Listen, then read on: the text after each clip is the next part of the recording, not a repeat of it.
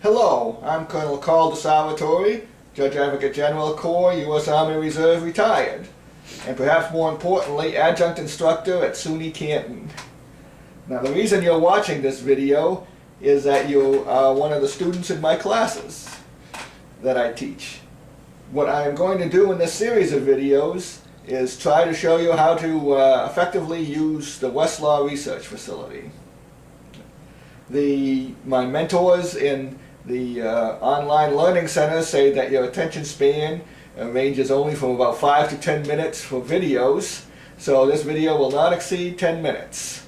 Assisting me in recording this video is my son, also a college student. This is the first in a series, and this first one will just deal with logging on to Westlaw and finding a case opinion where you have both the case name and citation. Okay, let's go to the computer. I'm sitting in my dining room in wonderful Watertown, New York, looking at my computer screen just as you are probably in an off-campus location at your computer screen. As you can see, SUNY Canton website is my home page. From this site, we will go to the library. Quick links.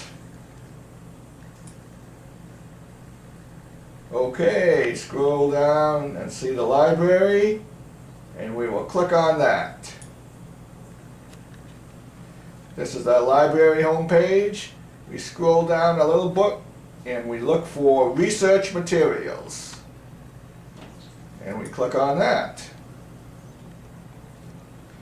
Next, we click on A to Z list of databases. Remember, we are going to be using the Westlaw legal research search engine, so we go to W for Westlaw, and we see Westlaw Campus Research. And we click on that. This will bring you to the sign-in page. Oops, cut. This is the sign-in page that you'll get if you are accessing Westlaw from off-campus, the way I am. This is the page that I have as one of my favorites, as I use Westlaw quite frequently. Now, while I sign in, we'll pan away from the screen so you can't sign in as me.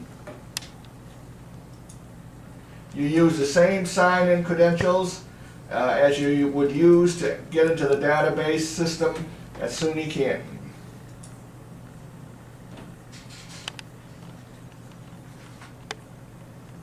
Okay, and there we are, the main Westlaw page. Now, if you notice, you are at the tab News and Business. We need to go to Law. So we click on Law, and this is the main sign-in page. For the purposes of our demonstration, we'll look up two cases. The first one for my civil liabilities case, Bivens versus 6 unknown federal narcotics agents, the landmark case in law enforcement liability. I have the citation, 403 U.S. 388. You can either type it in or cut and paste it in. And we will hit go. And the speed of Westlaw depends on when you log in. When there are a lot of people using it, late in the afternoon and early in the evening, then it goes extremely slow. Now here is the opinion itself. Bivens versus 6 unknown named agents of the Federal Bureau of Narcotics. Under the result list, you have one document. You use the citation, almost universally you will find the document, as very few cases printed 2 to a page. Let's go back and try finding the case using the case name. First name Bivens, B-I-V-E-N-S. Second part, 6 unnamed federal narcotics agents. Now, what I will expect to find with this search is all of the reported decisions from this case, not just the Supreme Court opinion itself. We'll hit go.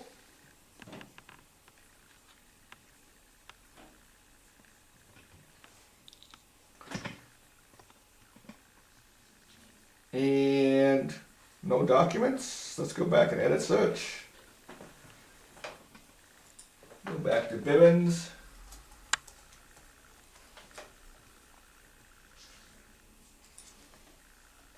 Versus 6 unknown federal narcotics agents. Go. And here we have a list of 7 documents. This, I'm not sure why this first one is there. The second one, it has a citation from the Circuit Court of Appeals. The third one has a citation from the U.S. Supreme Court. Just as the fourth one has one from the U.S. Supreme Court. Generally, most cases will be reported on the U.S. Supreme Court several times. When certiorari is granted, if somebody asks permission to file an amicus brief, it'll be a separate decision. Which we go down to the bottom, we have 2 cases with red flags.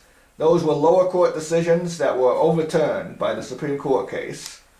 See, if you just have the name, it will take you longer than with the citation.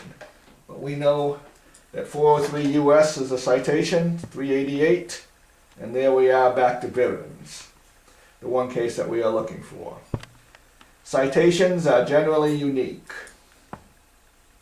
Let's go back and look for a case from my Wills, Trust, and Estates class. One of the earlier cases that we're looking for is in the matter of home law. And I have a string citation, 651, New York Supplement Segment 83. Let me enter a string citation as if I were cutting and pasting the string citation. Second Appellate Division, second, 295. And let's see if this will work. We hit go. Nope, it doesn't work. You can't enter a string citation. You just need to enter one of these citations. Let's see if it works with the New York Supplement citation. 651 NYS second 83. We hit go. Found the result list, 1 document. In the matter of home law, it is a state case. Now let's go back and see if we just have the appellate division citation, whether Westlaw will find us the case with that. We have 234 AD second 295. We hit go.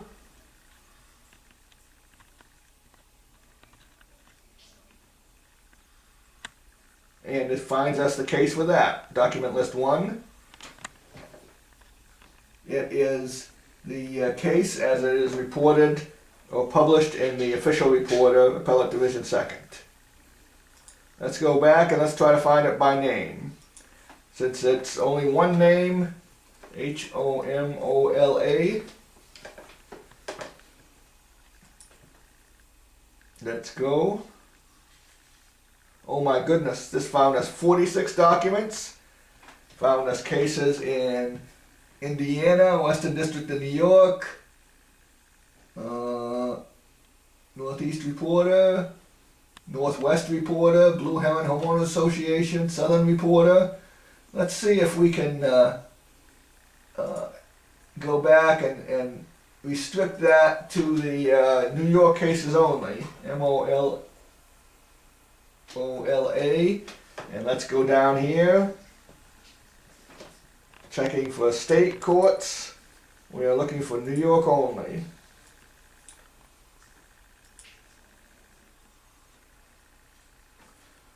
So let's see if we can search. We hit the search button down at the bottom.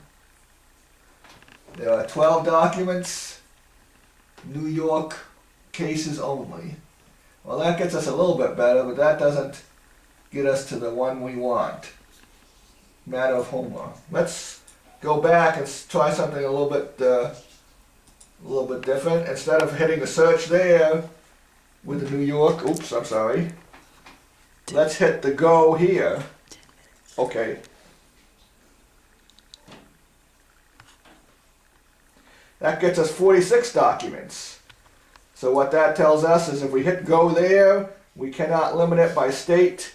We have to put the name in there, the state name, and go down, scroll down, and hit that search button. And that will conclude our first lesson. So let me sum up. This first lesson was having both a case name and a citation and finding it in Westlaw. This may seem like a large number of steps, but after you do it a few times, it will become like second nature to you. And to conclude, I'd like to say that any comments that you have about this video, you should send it to me at my SUNY Canton email address. Thank you and goodbye.